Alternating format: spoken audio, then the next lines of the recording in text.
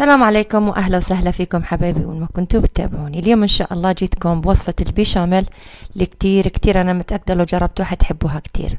راح نخلي لكم طبعا المقادير على الشاشة وراح نكتب لكم اياهم طبعا بصندوق الوصف، ونروح ان شاء الله مباشرة لطريقة التحضير.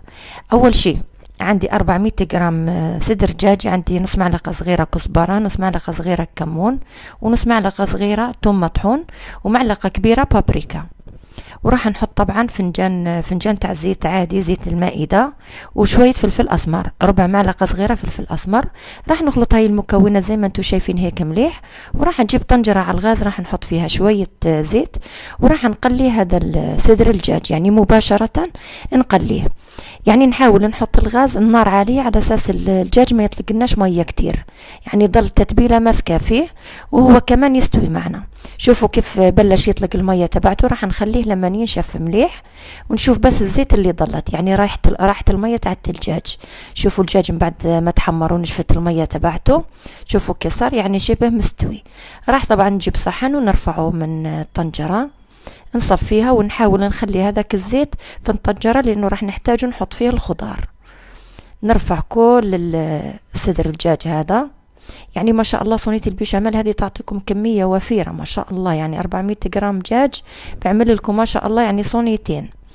نحاول يعني نشيل هذه الدجاج كله، ما نخليش اشي لانه كل الدجاج مستوي طبعا، وتقلى لحاله وظلت نكهة البهارات كلها فيه. الحين راح نحط في الطنجرة هذه زي ما هي بالزيت، راح نحط شرائح البصل، عندي حبة بصل شرائح، وعندي الفليفلة طبعا حبة فليفلة صفراء وخضراء وحمراء، يعني الألوان الفليفلة قد ما كانت ما تكون يعني هيك بتزهي، سبحان الله ألوانها هيك بتشهي يعني بتفتح النفس. راح نحطها ونغطيها طبعا ونخليها بس هيك تذبل، ما نخليهاش تذبل كثير يعني لما تذوب يعني بالشكل هذا. بعدها راح نجيب هذاك الدجاج طبعا اللي حمرته، راح نضيفه كمان على البصل وعلى الفليفلة.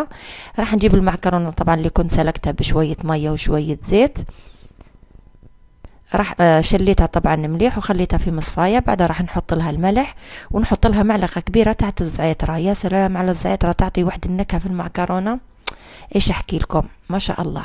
بعدها راح نروح نحط هذيك الخلطة جنب ونروح مباشرة لتحضير البيشاميل. اول شيء انا عندي لتر ونص عندي لتر ونص عفوا حليب، وعندي 5 معالق طحين اكل طبعا مليانات. راح نضيف كل شيء بارد في بارد ونبلش نحرك لما يذوب معنا الطحين.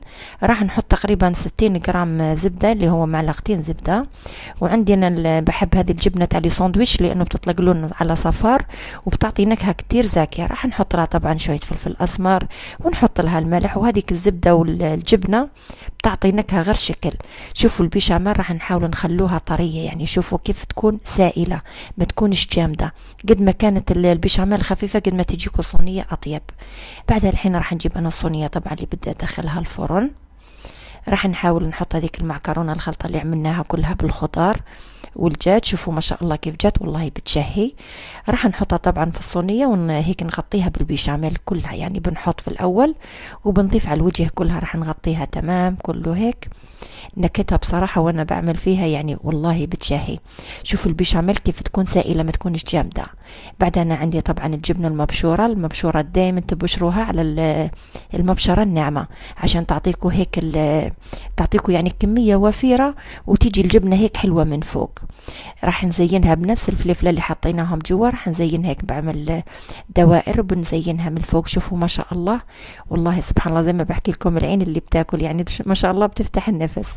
عندي كمان طلعت لي ما شاء الله 500 جرام معكرونة و400 جرام دجاج. شوفوا ايش عملوا لي ما شاء الله صينيتين يعني بياكلوا عيلة ما شاء الله. الحين طبعا أنا في الفترة دي سخنت الفرن، راح نحطها تقريبا من 15 ل 20 دقيقة.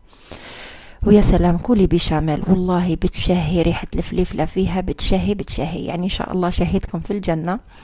إن شاء الله نتمنى تجربوا هذه الوصفة وتنجحوا فيها. شوفوا ما شاء الله دايما بقولكم العين هي اللي بتاكل، دايما اعملوا الحاجة وزينوها وحطوها إلكم يعني لأولادكم لعائلتكم، يعني بتفرحوها في يوم. ان شاء الله نتمنى تجربوا هذه الوصفة وتنجحوا فيها. ما ظني غير نقولكم تهلا في روحكم، نتلاقى في فيديو جديد ان شاء الله.